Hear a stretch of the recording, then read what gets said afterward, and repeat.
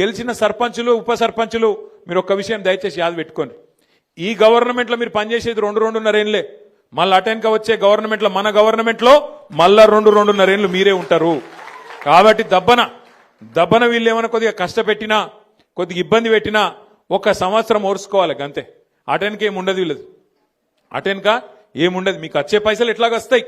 గ్రామ పంచాయతీకి రావాల్సిన డబ్బులు కేంద్ర ప్రభుత్వం నుంచి రాష్ట్ర ప్రభుత్వం నుంచి మీ హక్కుగా రావాల్సిన పైసలు, ఫైనాన్స్ కమిషన్ ద్వారా రావాల్సిన పైసలు ఎవడు ఆపలేడు. ఆది శ్రీనివాస్ ఆపలేడు, రేవంత్ రెడ్డి ఆపలేడు, నరేంద్ర మోడీ కూడా ఆపలేడు. ఎందుకంటే అది రాజ్యాంగం. అంబేద్కర్ రాసిన రాజ్యాంగం ఆధారంగా మీకు రావాల్సిన పైసలు బరాబర్ వస్తాయి. ఏమన్నా అయ్యా కూడా ఆపలేడు అది. కానీ ఏమన్నా గిట్లనే ఆడనో ఈడనో బెదిరించే ప్రయత్నం చేస్తారు. వీళ్ళు చాలా లంగాలు కాంగ్రెస్ వాళ్ళు. వాళ్ళ మాటినకపోతే ఏం చేస్తారు? సర్పంచ్ గారిని ఏదో ఒక దానిలో ఇరికిచ్చి వాళ్ళని సస్పెండ్ చేయాలి. ఎందుకంటే అధికారం కదా, సస్పెండ్ చేయాలి. సస్పెండ్ చేసి ఉప సర్పంచ్ వాళ్ళ మనిషిని పెట్టుకోవాలి, వాళ్ళకు బాధ్యత ఇవ్వాలని చెప్పి లంగ కథలు చేస్తారు.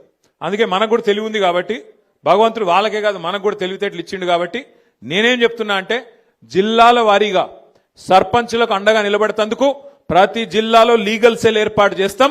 ఎక్కడ ఎవడన్నా మిమ్మల్ని సస్పెండ్ చేసే ప్రయత్నం చేస్తే వెంటనే 1 సెకండ్ కూడా మీరు ఆలస్యం చేయకండి. జిల్లా పార్టీ ఆఫీస్ ఇక్కడనే మీకు పక్కనే ఉన్నది.